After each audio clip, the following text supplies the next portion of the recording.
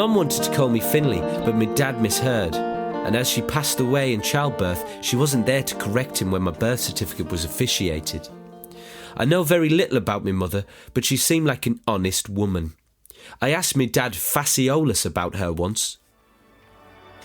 Dad, what was Mum like? Nosy. Oh, so sort of curiously minded. Or in what way was she nosy? No, I meant you nosy wiry little fucking plum. I ought to fucking strike you for prying away with your Oedipal complex and harrowingly orcish face. I was just wondering. Well, wander somewhere else, you angular and slippery gimp. I've told you all you need to know. Your mother was brilliant, and that's all there is to it. Now fetch me a pork pie. I need to refuel on some insulated pig meat. I'd been writing a short novella in her honour, you know, about people who pass away much too prematurely. I call it Solomon Catscratch and the Visitor Centre Phantom. It's a crime thriller featuring my recurring detective character, Sol Catscratch. He's a private dick for hire, and of course I mean in more ways than one. That's right, he's a gigolo moonlighting as a PI, and he uses his intuitive carnal knowledge to solve murders. I just finished writing the scene where he sexually conquers the prime suspect of a little girl's murder in order to accrue more clues and evidence as to who the visitor centre phantom is when I was hit with a nasty case of writer's block. To the literarily inundated, writer's block is like a creative clot in the artery of the mind. It's like your third eye constructs a paywall between you and your imagination, and it can only be paid off with life's most precious of currencies. No, I'm not talking about yen, I'm talking about time and the passage of it. Anyway, I racked my brain for a way out of this creative limbo, so I decided to phone my dad. Hey, Pops. What on God's green taint do you want, you little snot? Don't you have some shelves to go at? I've got writer's block again. And that's my problem, how? No, I just thought, I don't know, I'd see how you were and take my mind off of it. Oh, Christ alive. I was a psychologist, essayist, scholar, and fucking counsellor for most of my bastard life. Now, the operative fucking word there is was. I was a psychologist. You know why I'm not anymore? You know why I'm not a counsellor anymore?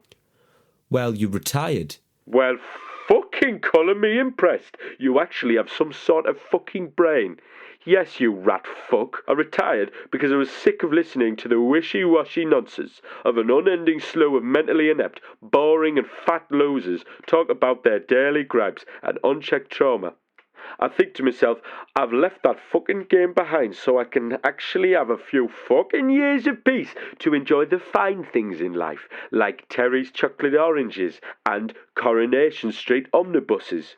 But oh fucking no fucking rest for the wicked. My daft and oafish son phones me up with his mental woes while I'm in the middle of writing a brilliant scathing Google review for the Offie. Oh, what did the off-licence do now? The conniving knob tried to pie off some out-of-date Emmental slices on me, and the wimp didn't even have any Benson and Hedges in stock. What am I going to do? Smoke Marlboro like some Yankee Doodle fuckwit? Bah! Sorry to hear that, Dad. I'll leave you to it. It sounds important. I love you. Sod off, you creepy shit.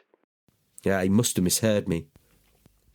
I figured I'd get some new tool bits I'd been meaning to pick up and clear my mind.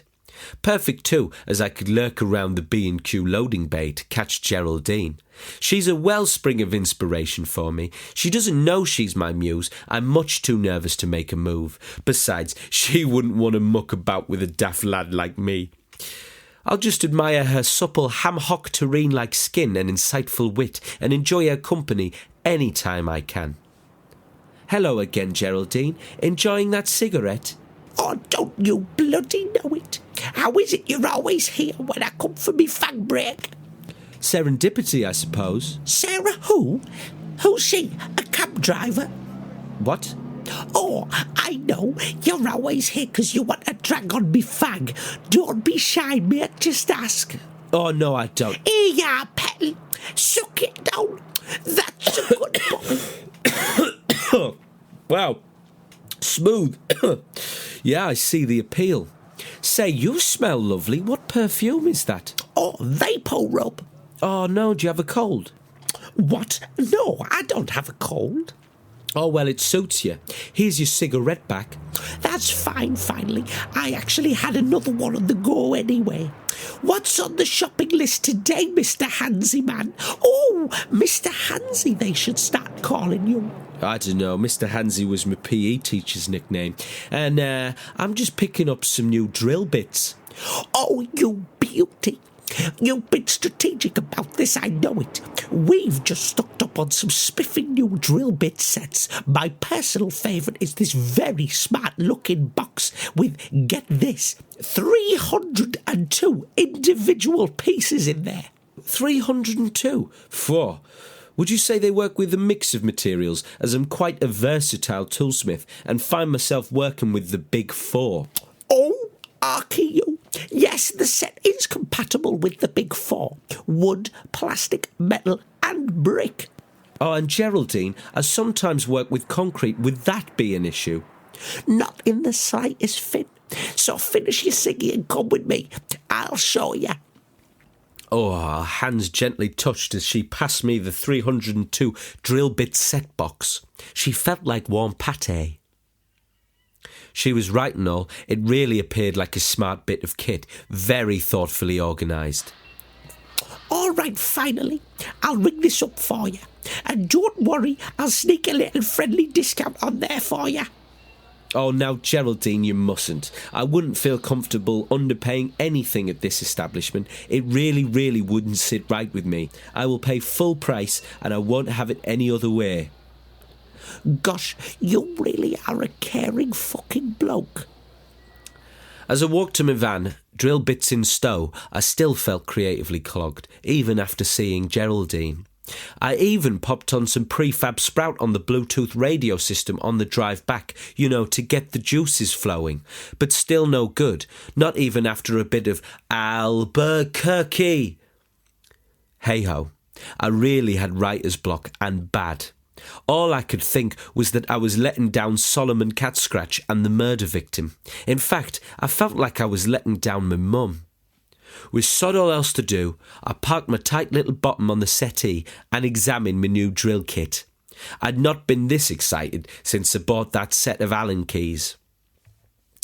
Oh, the nut drivers, the masonry bits, the torpedo level, the countersink. Honestly, the whole lot was a feast for the eyes.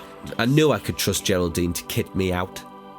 I decided to take the kit out for a test drive and put up a picture of me mum that had sat on the small table beside the toilet to try and give me some inspiration.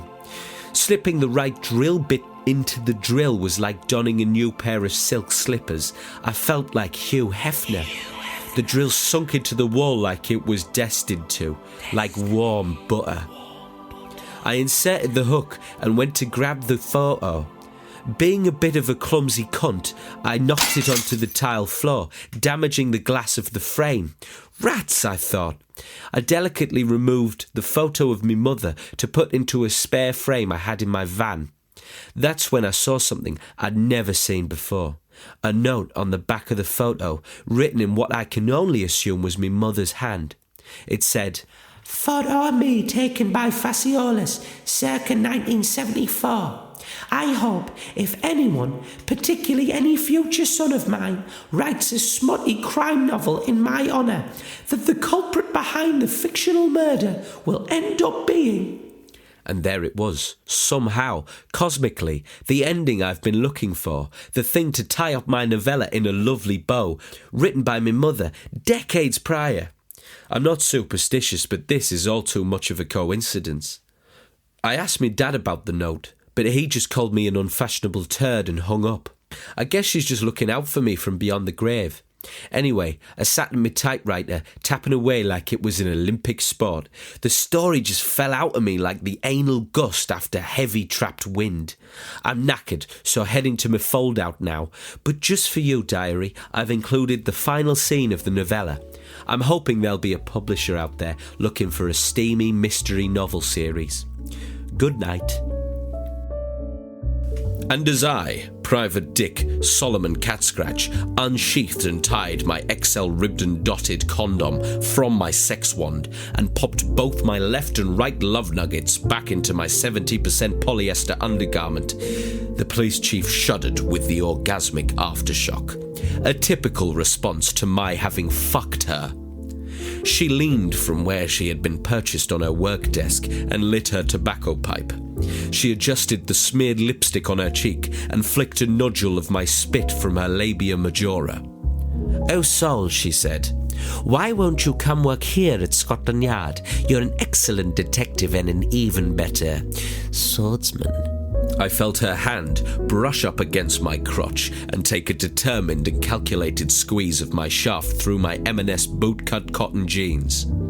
"Well, Chief, that's just not the way Solomon Catscratch rumbles." "You mean you wouldn't want to work with me more intimately?" "I'm sorry, Chief," I breathed. She punctuated her point by attempting to swell her already enormous boobs. I'd be lying if I said her bust didn't excite me and reignite my libido like a novelty candle on a birthday cake, the ones that keep relighting and make you look like a prick in front of your loved ones. I felt my mouth water a little. It still tasted like her saliva, a mix of Advocaat and Bell End. "Well, I appreciate the fact you got to the bottom of the visitor centre phantom. I couldn't believe it when I heard this elusive killer had been apprehended." Indeed. No one ever expects the murderer to be the guy posting incessant hate about the victim online and consistently threatening to firebomb her. Honestly, it's never the ones you think. "Well, Chief, I'm just glad I did right by that poor little girl he bludgeoned to death with a hardback copy of Jeremy Clarkson's autobiography. Anyway, that'll be 60 quid for the desk shag." "Oh, fine." She reached for her purse and said, "Oh, Sol, can the next one be on the house?" "I don't see why not," I replied, "but I must ask. Does your house have a slanted or flat roof, tiled or thatch? I have to ask if the next one's going to be on it." She winked at me, took a drag on her pipe, and went to lure me back to her body by finger-blasting her hooded clit. I fled Scotland Yard into the night before she could owe me any more money, on the hunt yet again for another mystery to crack or lonely woman who would pay me to have sex with her. The end.